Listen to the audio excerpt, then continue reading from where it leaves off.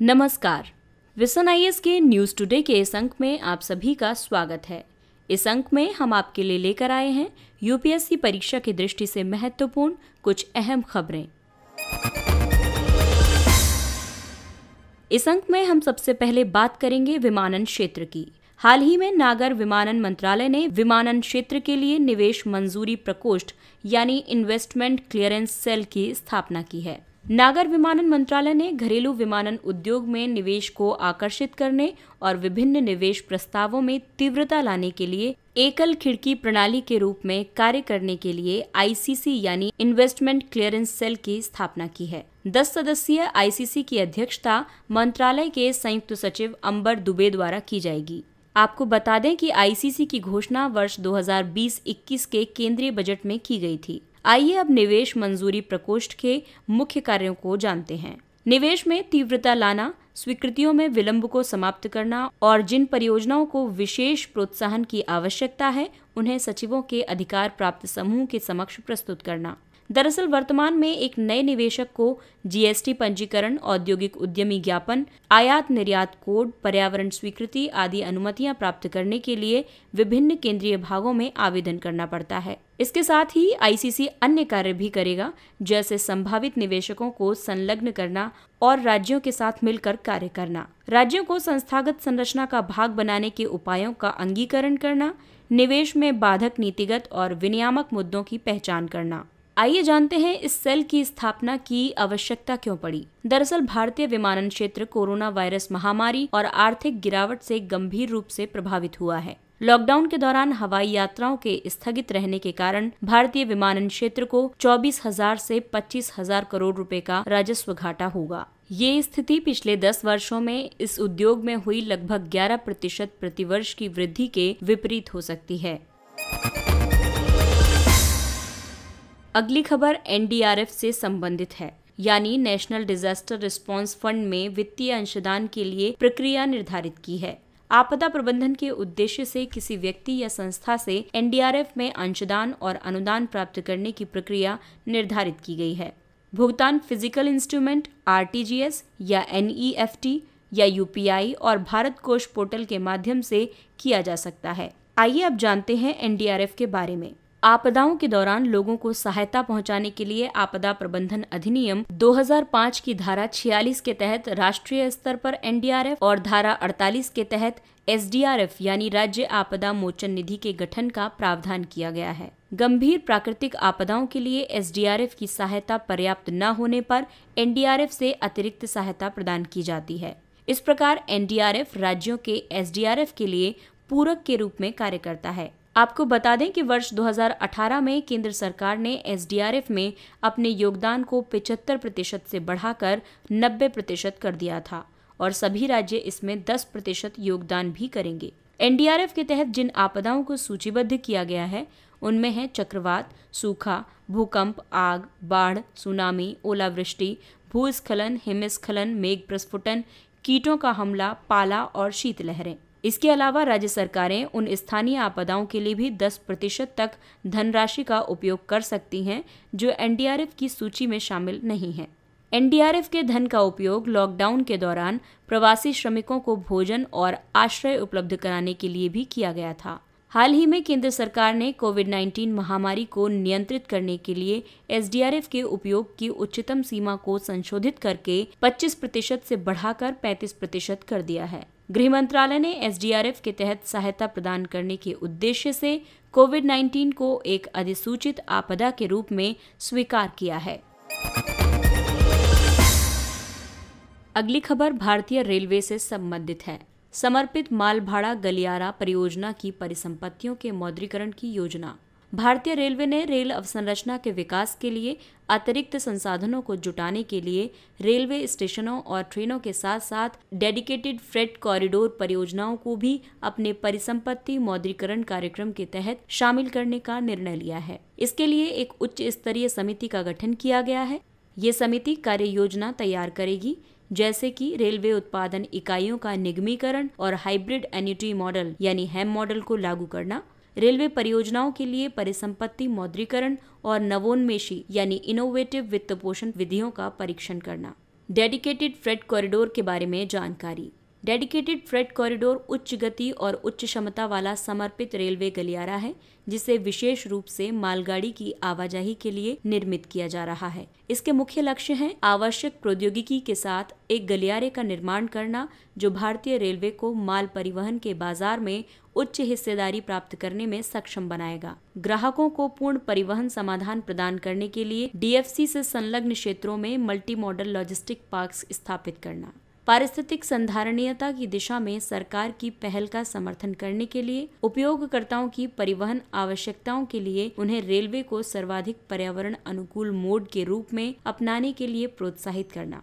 आइए अब भारतीय रेलवे से संबद्ध वित्तीय मुद्दों को जान लेते हैं, जिससे स्पष्ट होगा कि आखिर इस प्रकार के कदमों की आवश्यकता क्यों हो रही है। माल और यात्री यातायात दोनों में गिरावट के कारण आंतरिक राजस्व सृजन में कमी आई है।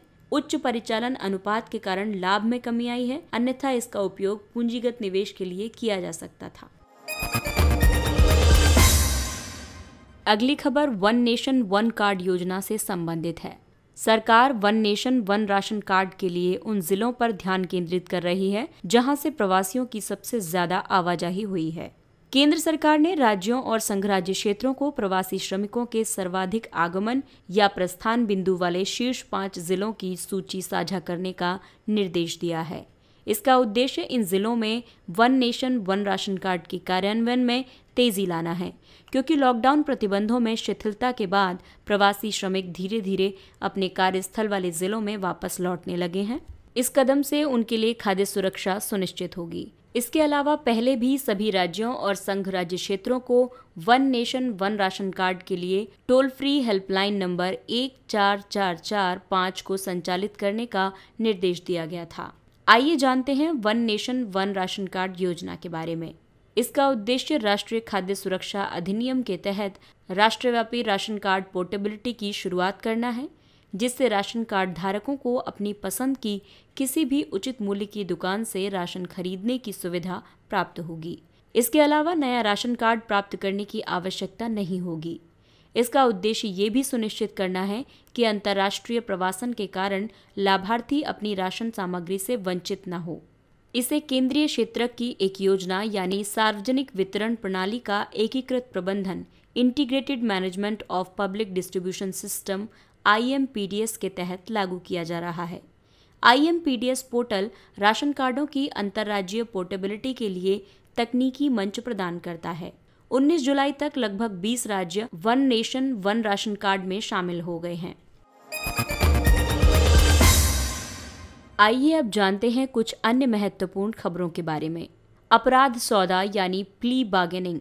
इसमें अपराधी शिकायतकर्ता से समझौता करके अपने अपराध को कोर्ट के सामने स्वीकार करता है और अपने लिए कम सजा की मांग करता है। भारत में इसे वर्ष 2006 में एक संशोधन के माध्यम से दंड प्रक्रिया संहिता यानी CRPC में शामिल किया गया था। ये प्रक्रिया केवल अभियुक्त द्वारा ही शुरू की जा सकती है। मृत्युदंड, आजीवन कारावास या 7 वर्ष से अधिक के कारावास के दंड की स्थिति में इसका उपयोग नहीं किया जा सकता है।